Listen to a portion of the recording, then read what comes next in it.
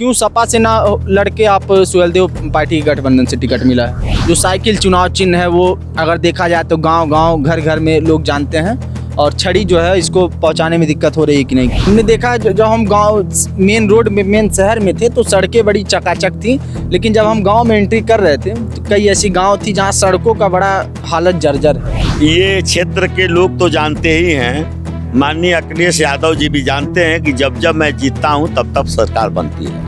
तो रामकोला क्षेत्र में एक इंजीनियरिंग कॉलेज बनेगा जिससे यहाँ के लड़के घर बैठे इंजीनियरिंग की पढ़ाई कर लें। जो है रामकोला, जो कि चीनी का कटोरा कहा जाता है, वहाँ पे एक समस्या बनी हुई है, बंद चीनी मिल। तो उसको लेकर क्या है, क्योंकि गन्ना किसान है, उनको कहीं ना कहीं निर्भर होना पड़ता है कि सरकार बनते ही 10 लाख नौजवानों को नौकरी दी जाएगी। अब आपको जान के प्रसन्नता होगा कि पड़वना जिला जो बना है वो मेरे प्रयास से बना है। तो ये जो भारतीय जनता पार्टी की सरकार है वह तो केवल जुमलों की सरकार है। नमस्कार, आप उत्कर्ष पत्रिका देख रहे हैं और मैं हूं आपके साथ वैभव सिंह। चुनावी सफर जारी है और इस समय रामकोला विधानसभा में मौजूद हैं। 2017 में यहाँ से सुहेलदेव समाज पार्टी के प्रत्याशी रामानंद बौद्ध विधायक बने थे। अब 2022 में सुहेलदेव पार्टी से ही लड़ रहे हैं, लेकिन नाम बदल गया है। पूर्व विधायक हैं पूर्णमासी देहाती जी, जो कि समाजवादी पार्टी के नेता हैं, लेकिन इस बार चुनाव लड़ रहे हैं सुहेलदेव समाज पार्टी के छड़ी चुनाव चिन्ह पर। 2017 में इनको हार मिली थी, उसके पहले ये विधायक थे। अब इनसे बात करेंगे, इनके कैसा प्रचार प्रसार चल रहा है, क्या क्षेत्र की समस्याएं हैं। और एक बात और बताना चाहेंगे, जहां एक इस समय का जो दौर है कि एक बार प्रधान बन जाने के बाद, जिला पंचायत बन जाने के बाद, सभासद बन जाने के बाद जो लोगों का रवैया बदल जाता है, पहनावा बदल जाता है, सारी चीज़ें बदल जाती हैं। लेकिन ये विधायक हैं, पूर्व में विधायक रह चुके हैं, इस बार प्रत्याशी भी हैं। लेकिन आप देख सकते हैं कितने साधारण, ज़मीन से जुड़े हुए, जो है साधारण होना इनकी एक पहचान है। सबसे पहले बहुत स्वागत है आपका सर। देखिए, सबसे पहले मैं आपके चैनल को धन्यवाद देना चाहूँगा। और ये क्षेत्र की जनता महान है, मैं क्षेत्र के जनता को भी बहुत बधाई देना चाहूँगा। आप छड़ी चुनाव चिन्ह पे चुनाव लड़ रहे हैं, इसके पहले साइकिल की सवारी आपने की थी, तो क्यों सपा से ना लड़के आप सुहेलदेव पार्टी की गठबंधन से टिकट मिला है? देखिए, ऐसा है कि यहाँ समाजवादी पार्टी और सुहेलदेव पार्टी का गठबंधन है, और गठबंधन राष्ट्रीय लोकदल से है। गठबंधन जो है महान दल के केशव मौर्य जी से है, और गठबंधन संजय चौहान जनवादी पार्टी से है। तो देखिए, चाहे हम सुहेलदेव से लड़ें या समाजवादी पार्टी से लड़ें, कोई जनवादी पार्टी से लड़े, कोई लोक दल से लड़े, लेकिन ये एक गठबंधन है, तो उसमें कोई ऐसी बात नहीं है। नेताओं की जो राय थी और नेताओं का जो निर्णय हुआ उस पर मैं चलने को तैयार हो गया। चुनाव चिन्ह जो है जन जन तक पहुंचाने में परेशानी नहीं होती है, क्योंकि जो साइकिल चुनाव चिन्ह है वो अगर देखा जाए तो गांव गांव घर घर में लोग जानते हैं, और छड़ी जो है इसको पहुंचाने में दिक्कत हो रही है कि नहीं कहीं? देखिए, ऐसा है, छड़ी को पहचानने में कहीं दिक्कत नहीं हो रही है, क्योंकि यहाँ के लिए छड़ी नहीं है भाई। पिछले बार इसी छड़ी चुनाव पर रामानंद जी जीते थे, और यह छड़ी चुनाव चिन्ह कोई पहचानने में दिक्कत नहीं है, क्योंकि आपको तो पता है कि पश्चिम बंगाल में ममता बनर्जी जी का 2 गुब्बारा है, लेकिन जनता को कोई पहचानने में दिक्कत नहीं होती है। और उसी गुब्बारे से जहां ये भारतीय जनता पार्टी के बहुत महान योद्धा थे, लेकिन ममता बनर्जी ने उन लोगों को गुब्बारे के हवा से मार के गिरा दिया। गुब्बारे के हवा से मार के गिरा दिया, और उत्तर प्रदेश में वो आप लोग का साथ देने भी आ गई हैं जी। बात कर लेते हैं रामकोला की। पहले भी जो विधायक थे, हालांकि शुरुआत में वो भारतीय जनता पार्टी से गठबंधन था, अभी हाल ही में आपके साथ गठबंधन हुआ है, समाजवादी पार्टी के साथ गठबंधन हुआ है। उनका कामकाज कैसा रहा है? किन मुद्दों को लेकर आप प्रचार प्रसार करने जा रहे हैं, और क्या कुछ काम हुआ है आपके क्षेत्र में इन 5 साल? ऐसा है, उनके कामकाज के बारे में आप उनसे सवाल कर लीजिएगा। मैं 2012 से 17 तक MLA था, और यहाँ की जनता की मांग थी कि तहसील बनना चाहिए, तो मैंने कप्तानगंज में तहसील बनवा दिया। और उसी के साथ साथ चूँकि मैं इसके पहले नवरंगिया से एमएलए था, तो नवरंगिया के कस्बा खड्डा में भी तहसील बनवा दिया।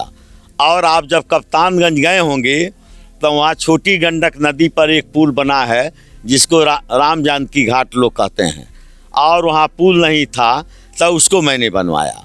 तो उस नदी पर तो मैं करीब आधा दर्जन पुल बनवाया हूँ।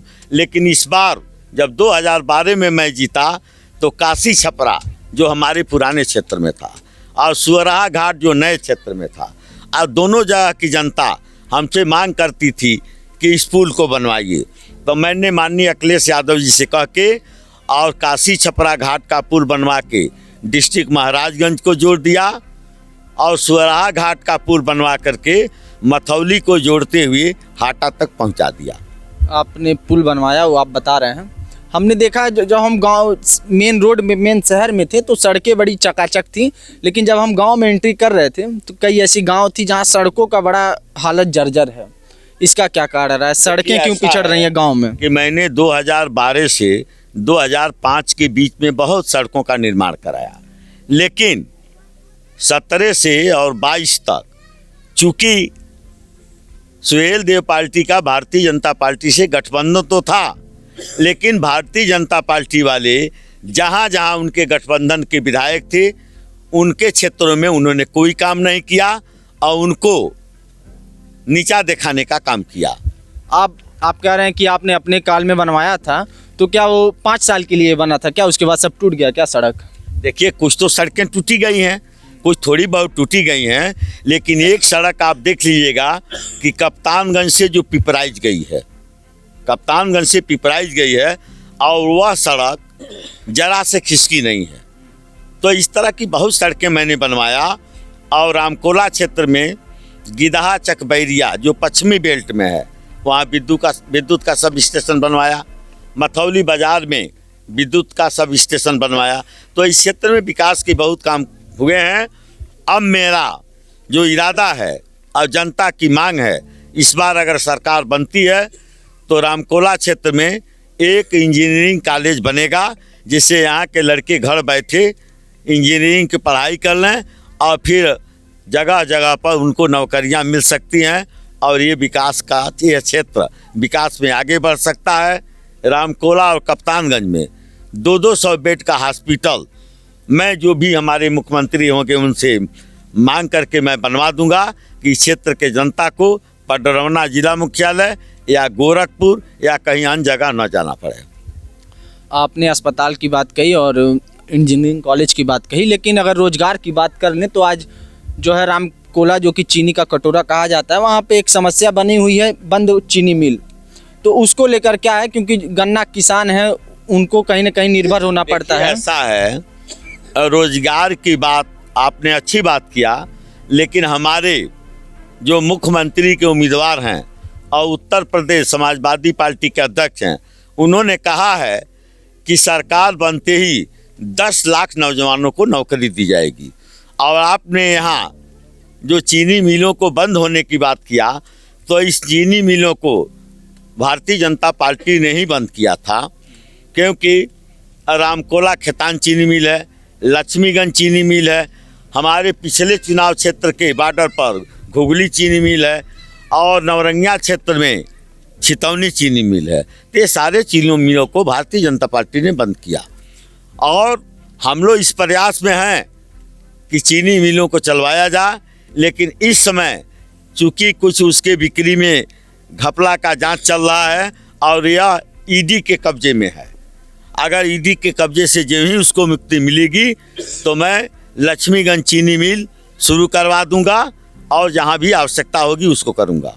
आवश्यकता होगी। एक और समस्या है, गोरखपुर से जो है रोडवेज की कनेक्टिविटी की थोड़ी सी प्रॉब्लम है, बसों का जो आना जाना है उसमें थोड़ी दिक्कतों का सामना पड़ता है यात्रियों को, उसके लिए क्या करेंगे? आपने बहुत अच्छी बात कहा। मैं अपने ज़माने में पडरौना से कप्तानगंज होकर के गोरखपुर की बस चलवाता था, महाराजगंज से और कप्तानगंज होकर के पडरौना की बस चलवाता था। मेरे ज़माने में बस लक्ष्मीगंज जो शहर है यहाँ से देवरिया के लिए बस चलती थी, लेकिन इधर वो बंद हो गया है। अब आपको जान के प्रसन्नता होगा कि पडरौना जिला जो बना है वो मेरे प्रयास से बना है।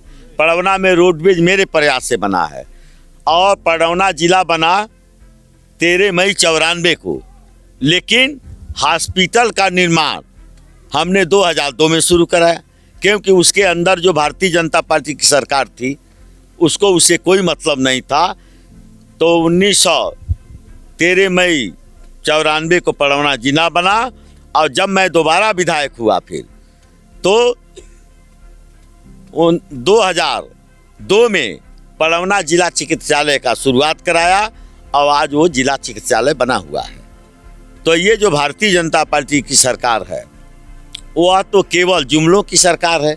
आपको तो पता है कि मोदी जी आए और उन्होंने कहा कि विदेश का काला धन आएगा और सबके खाते में 15-15 लाख जाएगा। तो 17 के चुनाव में लोगों ने हमको इसलिए हरा दिया कि अरे भाई एक तो ऑटोवेन देवे के बाद 15 लाख मिल जाएगी, लेकिन मिला 1 पैसा नहीं। तो वो जुमलों की सरकार है। और उनके जो गृह मंत्री, उन्होंने जब लोगों ने, पत्रकारों ने, आप जैसे लोगों ने सवाल किया तो उन्होंने कहा कि ये तो एक जुमला था। तो उनके बारे में आप उनसे ही पूछ लीजिएगा। 17 में आप हार गए, हारते हैं आपको जो हराने वाले प्रत्याशी होते हैं उनका जो वोट प्रतिशत होता है आपसे दुगना होता है, 1,02,000 लगभग उनका मत होता है।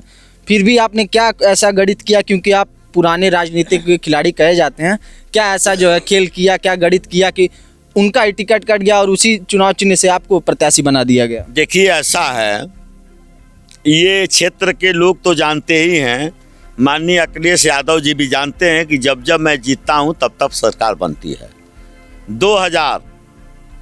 1989 में मैं निर्दल जीता था और इस ज़िले में 4 निर्दलीय एमएलए थे। सबको मिला करके मैंने माननीय मुख्यमंत्री अखिलेश सिंह का समर्थन करवाया और फिर 93 में मैं एमएलए हुआ तो भी सरकार बनी। 2002 में मैं एमएलए हुआ, थोड़ी देर में सरकार बनी। तो लोग कहते थे कि विधायक जी सरकार में क्यों देरी है। हमने कहा घबराइए नहीं, जल्दी बन जाएगी। एक आंदोलन हम लोगों का था, हम लोग जिला मुख्यालय पर जा रहे थे और तब तक रेडियो और टेलीविज़न पर खबर आ गया कि मायावती जी की सरकार गिर गई और फिर हम लोगों की सरकार बन गई। तो माननीय अखिलेश यादव जी और माननीय ओम प्रकाश राजभर जी ने आपस में राय किया, एनालिसिस किया और लोगों के समझ में आया कि पूर्णमासी जब जीतता है तभी सरकार बनती है। इसलिए दोनों लोगों ने राय करके मुझको टिकट दिया और यहाँ समाजवादी पार्टी, सुहेल देव पार्टी, जनवादी पार्टी, महान दल और राष्ट्रीय दल के सारे कार्यकर्ता हमारे साथ एकजुट से लगे हुए हैं और हमें उम्मीद है कि जनता का आशीर्वाद हम लोगों को मिलेगा और हम लोग भारी बहुमत से उत्तर प्रदेश में सरकार बनाएंगे। चलिए, वक्त की कमी है क्योंकि हमने देखा उम्र हो गई है, लेकिन आपका जो ताकत है, जो जितना आप मेहनत कर रहे हैं क्षेत्र में, डोर टू डोर कैंपेन कर रहे हैं कि एक युवा भी आपसे पिछड़ जाए, जितनी जो है जितनी हिम्मत से, जितनी तेज़ी से आप प्रचार प्रसार कर रहे हैं, किन मुद्दों को लेकर क्षेत्र में जा रहे हैं और वो कौन से मुद्दे हैं जो अभी आपके विधानसभा में पिछड़ रहे हैं, और अगर आप विधायक बनते हैं तो वो कौन से ऐसे 3 काम होंगे जो आप सबसे पहले अपने क्षेत्र के लिए करना चाहेंगे? देखिए, मैंने तो आपको बता दिया कि सबसे पहले इस क्षेत्र के लिए मैं एक इंजीनियरिंग कॉलेज की स्थापना कराऊंगा। दूसरा, रामकोला और कप्तानगंज में 200 बेड का अस्पताल बनवाऊंगा। और तीसरा, मैं ये प्रयास करूंगा कि लक्ष्मीगंज चीनी मिल जरूर चले। और इसके अलावा आप तो जानते हैं समाजवादी पार्टी गठबंधन का ये नारा है कि शिक्षा और चिकित्सा मुफ्त होना चाहिए। शिक्षा और चिकित्सा मुफ्त होना चाहिए, क्योंकि बच्चों की पढ़ाई हो जा और मरीजों की दवाई हो जा तो सारा समाधान हो जाएगा और सारी चीज़ें दूर हो जाएंगी। चलिए, बहुत बहुत धन्यवाद हमसे बात करने के लिए। तो हम अपनी चुनावी सफ़र में रामकोला विधानसभा में थे और बातचीत करने के लिए हमारे साथ सुहेलदेव समाज पार्टी और समाजवादी पार्टी के संयुक्त गठबंधन के उम्मीदवार पूर्णमासी देहाती जी थे, जो कि पूर्व में विधायक भी रह चुके हैं। इनसे हमने बात की, इन्होंने अपने पुराने समय में किए गए कामों को बताया और ये अगर विधानसभा इस बार जीतते हैं तब ये क्या काम करेंगे ये भी इन्होंने बताया। साथ में इन्होंने मुद्दे भी गिनाए कि किन मुद्दों की, किन चीज़ों की ज़रूरत है इनके विधानसभा क्षेत्र में। अब ये देखना महत्वपूर्ण हो जाता है कि क्या ये चुनाव जीतने के बाद इन कामों को जो मुद्दे इन्होंने गिनाए, इन कामों को, इन वादों को पूरा करते हैं या नहीं। ऐसी तमाम छोटी बड़ी खबरों के लिए बने रहें हमारे साथ और देखते रहें उत्कर्ष पत्रिका। धन्यवाद।